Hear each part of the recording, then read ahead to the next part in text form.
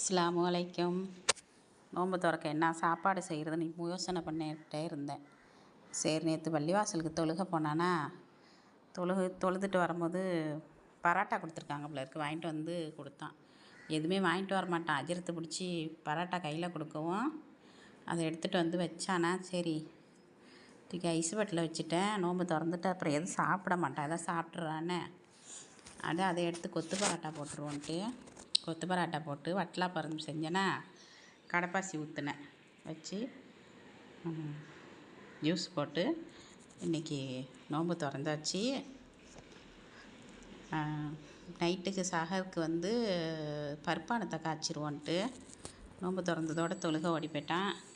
அதுக்கப்புறம் நான் பருப்பானம் காய்ச்சிட்டேன். சஹர் டைமும் வந்துருச்சு.